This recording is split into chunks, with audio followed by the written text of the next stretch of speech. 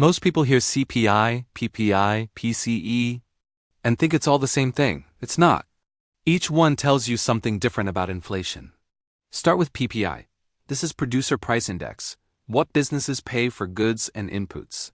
Think of it as upstream inflation before it reaches consumers. If PPI starts rising, it usually means costs are building in the system. Companies may absorb it for a while, but eventually those costs get passed on. That's where CPI comes in. CPI measures what consumers actually pay. This is what most people focus on because it directly reflects cost of living. But CPI is often lagging.